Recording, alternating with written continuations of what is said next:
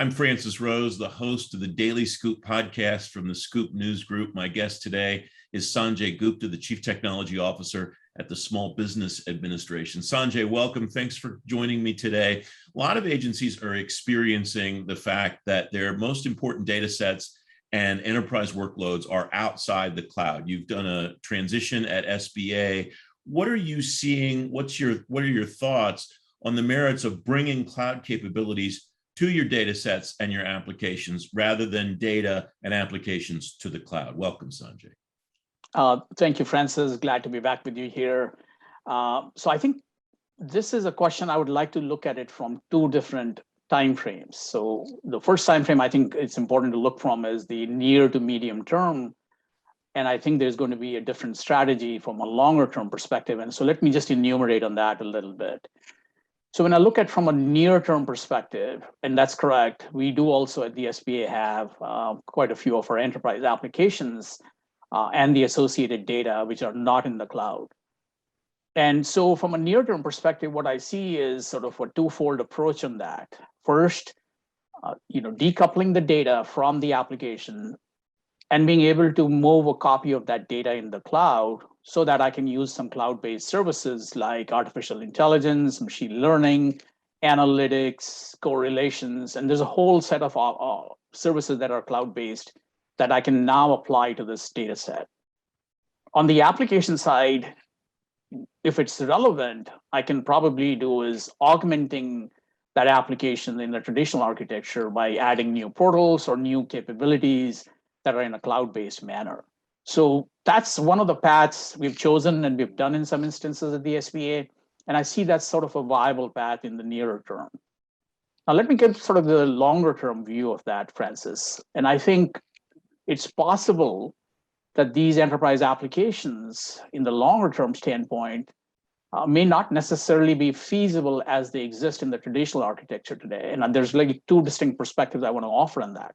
First and foremost, from the business standpoint. As we know, the business changes are happening and they'll continue to happen, and the pace of change is only going to be increasing higher. So what that means is you need applications, enterprise applications that can pivot to those business changes. And sometimes in the traditional architectures, it takes longer and it takes more resources to make those changes or pivot to that changes. And the second aspect, obviously, is cybersecurity. And I'll just point out to the fact that the recent cybersecurity executive order in May of this year specifically calls out motivating folks and individuals and agencies to move to a cloud-based foundation. I want to point out that cloud-based foundation in of itself is not really the target.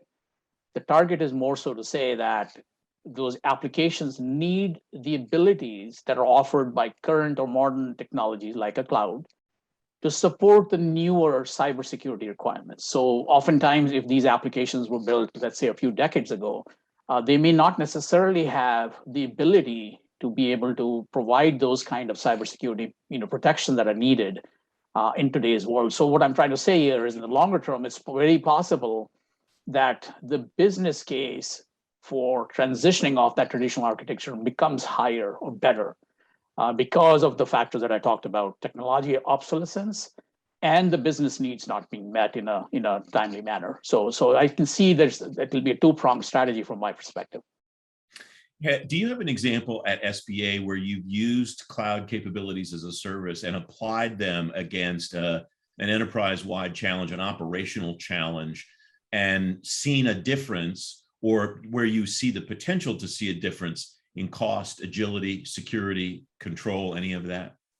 Yeah, absolutely. And there's probably many examples I can talk about. I'll give one, which I think is a very relevant and a very good example.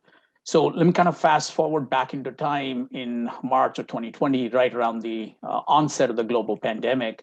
And as we all moved to telework, we as well at the SBA did that. But on the other end, SBA was also scaling up from a staff size, and we went up like 4 times the size before we were in the pandemic. One of the implications of that was we needed to find laptops and equip the new staff with the laptops. And certainly with the supply chain challenges and the delays in getting laptops, one of the solutions I had developed and deployed was a virtual desktop solution in the SBA cloud. So what we did is we used that solution of virtual desktops. We allowed the people who we had onboarded virtually to use their personal laptops. I think that's sort of a kind of an unheard thing in the government as far as I can see or tell, because typically you're required to use what's called as GFE or government furnished equipment to connect to a government network. And here we were trying to say, okay, we'll allow the individuals to use their personal laptops, connect via the internet, connect into the SBA cloud, and use the virtual desktops to become productive. So we did that, and we did that at scale, and it was something very successful for us, and we continue to use it. At the peak, we've had up to 2,500 people using this virtual desktop solution. So to sort of enumerate, I know you talked about what did it give us. First and foremost, speed to execute. We did not have to wait to get the GFE or the government furnished laptop. We allowed the individuals as they were onboarded to become productive almost immediately. It was easy for them to use it because it was a simple URL or a link that they needed to click to connect into the SBA desktop in the SBA cloud. It was secured because it was running in our cloud environment, as we had full control of the security aspects. And most importantly, it was also low cost. We saved the cost of buying a laptop and everything else.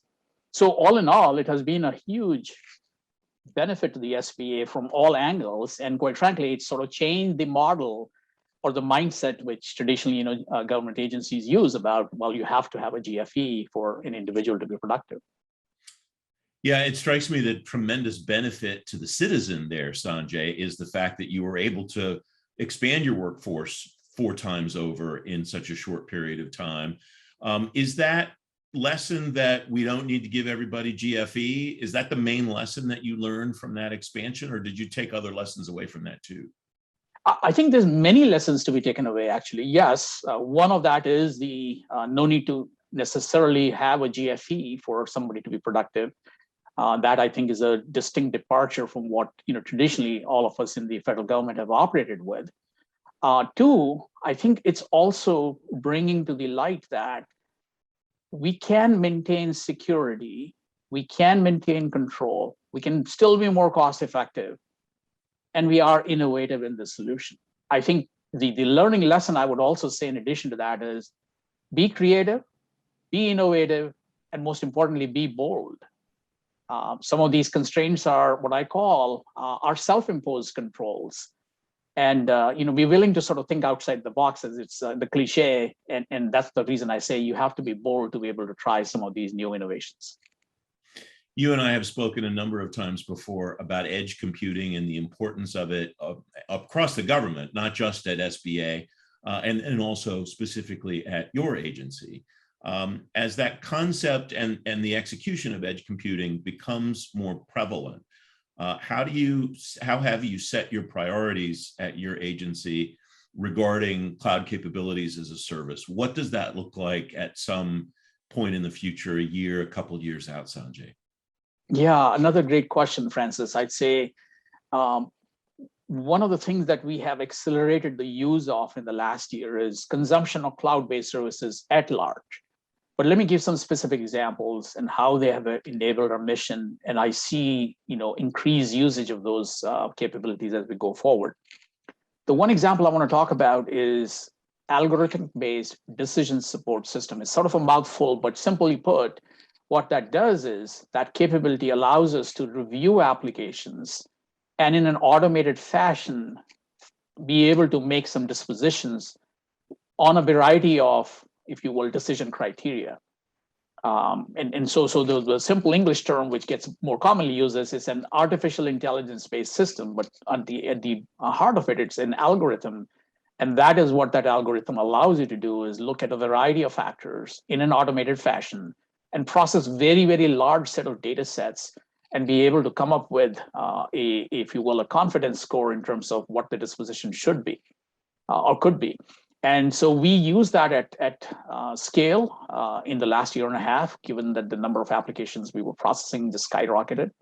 And I see that as one of those things that will become a mainstay for us as we continue to use that forward. I was pleased to see some of our program offices now saying, well, why don't we use what they did? They or another program did, and I won't name names in here in this case, but some of our programs They were targeted programs, and those targeted programs were able to process the mandates much quicker than some other programs, which were not necessarily using some of these capabilities. So I don't want to say that the distinction was just this capability, but that has brought to light that we can automate, we can improve our throughput, and we can certainly do more with that. So I can see an increased use of that. The second aspect I want to quickly kind of talk about is cybersecurity. That's also very key. We have been a pioneer, as you and I have talked in the past, of using cloud-based cybersecurity services. And so I would see that continued use in being able to protect the SBA and the SBA assets as we go forward. And last but not the least, I think I kind of touched upon the data side of things. One of the beauty of the cloud is, amongst others, is you can bring large data sets and you can run cloud-based services like analytics, correlations, and so on and so forth.